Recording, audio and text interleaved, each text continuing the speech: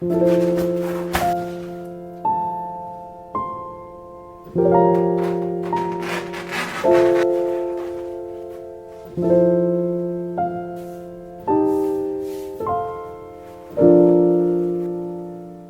people on the internet, in this video you will see me painting this apple from start to finish using a la prima technique. Because I want to paint the apple true to size, I set the apple up with sight size method. Sight size is a method of drawing and painting an object exactly as it appears to the artist, which required me to step back and observe every time before I lay on new paint.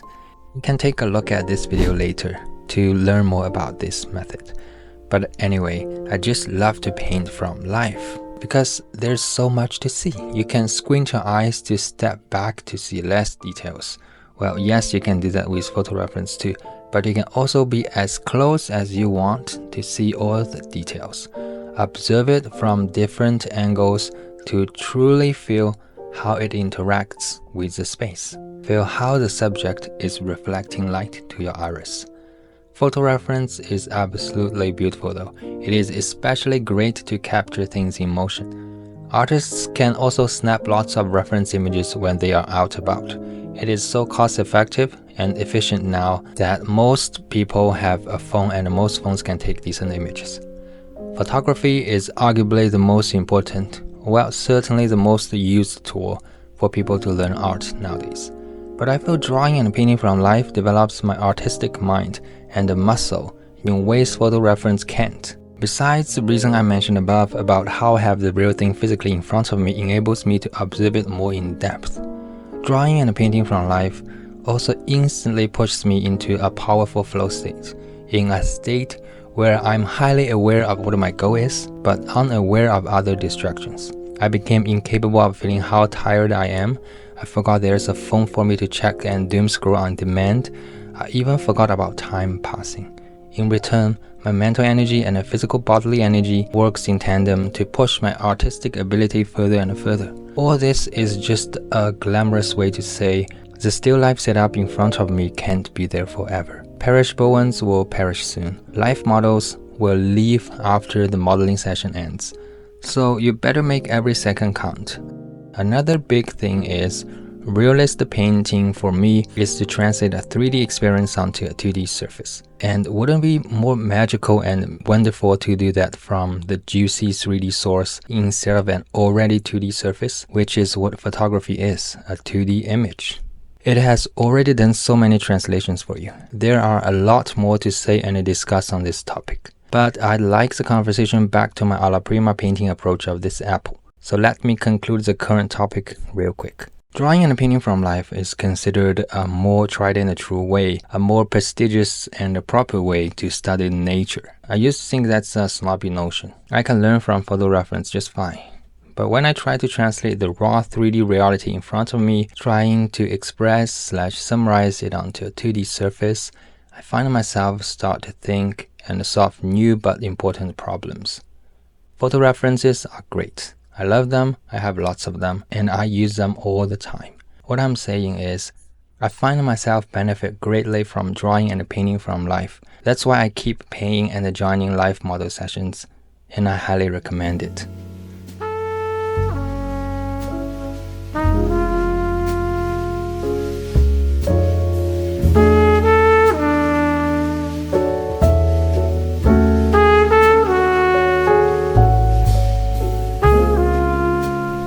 So as you can see, I have laid down a thin layer of local colors, which maps out light family and shadow family.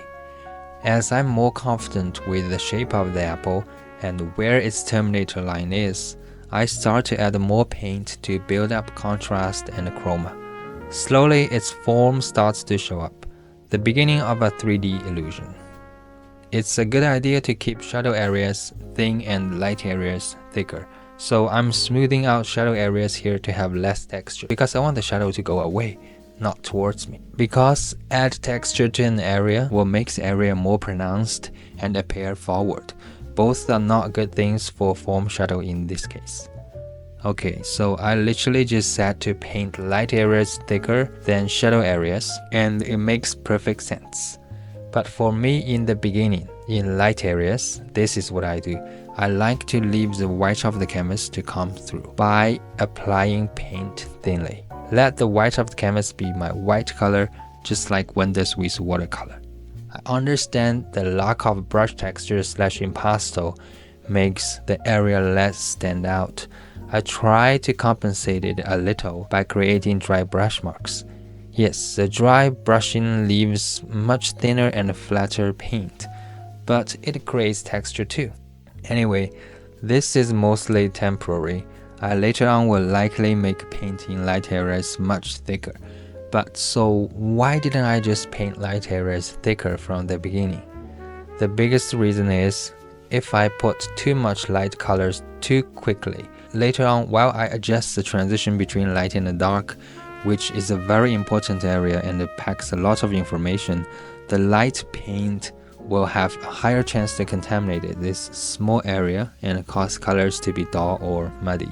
So I only apply white and other real light colors in thicker applications when I'm sure about the shape of the object and its value placements, and only after I have local colors all laid in. For me to have a good context to judge all the colors, I will then be applying thick pigments correctly. This approach is what works for me. Nobody told me to do this. I got this from try and error, and it makes the most sense to me for now.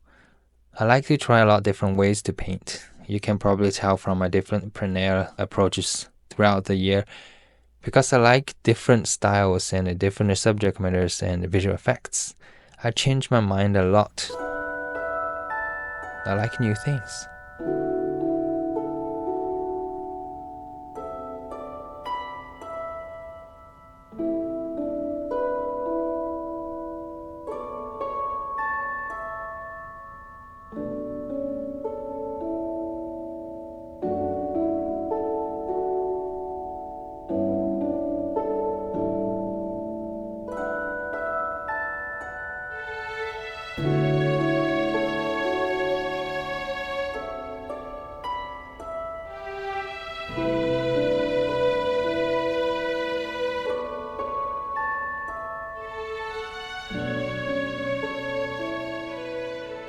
For such a small object with relatively intense colors, one really has to manage the chroma well. Watch out where you apply your purest red and yellow. Don't use white when you only want lighten, but don't want gray the color, because that's what white does. Make a color less vibrant. Plus, the red is actually not that light. It's bright, but the value of this color is not light. Its bright, intense red hue is giving the illusion of it being lighter. As I was saying, manage the chroma well.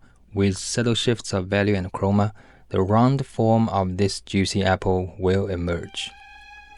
I think I'm gonna be quiet for a little bit. Enjoy the rest of the video.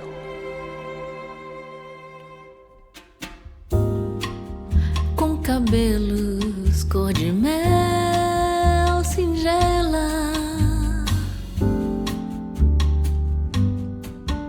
seu nome é Mabel, é uma menina cheia de vida. Se vamos para a praia, não esquece a sandália e se olha pro céu.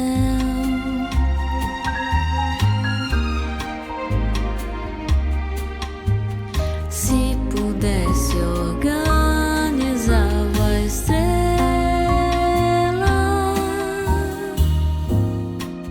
Se a casa está vazia um dia,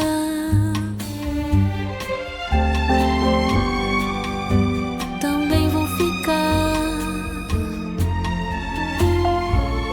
e te ver crescer. Me faz tão feliz saber que você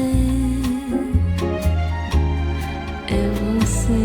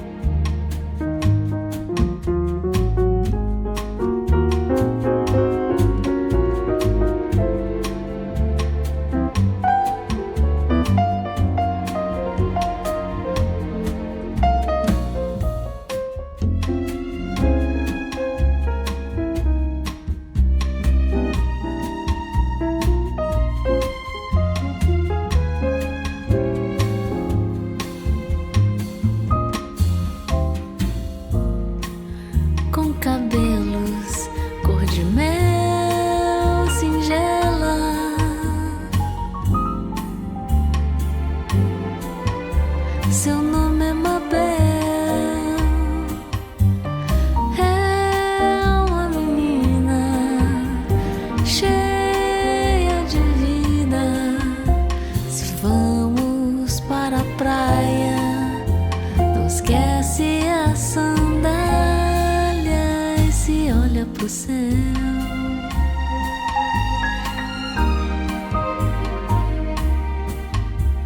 Se pudesse, organizava a estrela.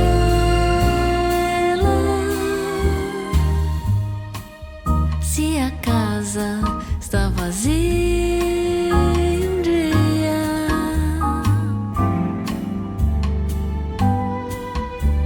também vou ficar e te ver crescer. Me faz tão feliz saber que você é você.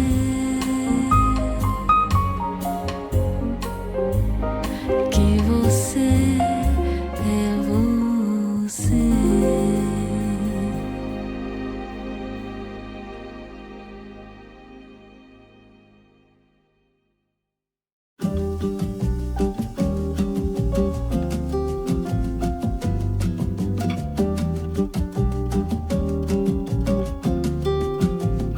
Cadê o psicólogo?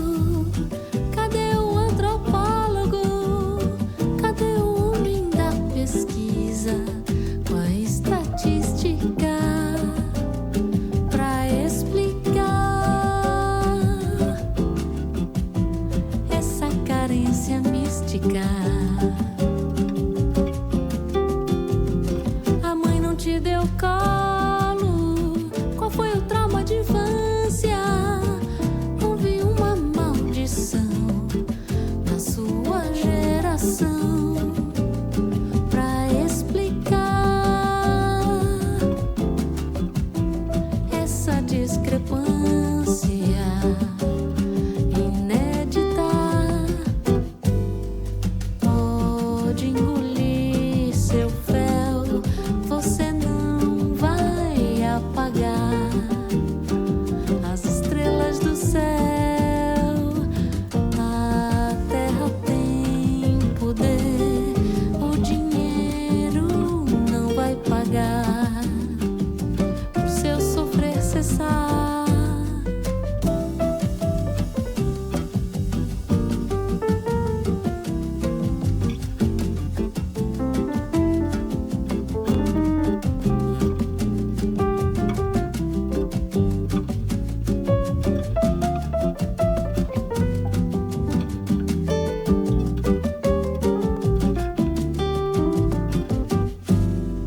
Pode engolir seu fel, você não vai apagar as estrelas do céu.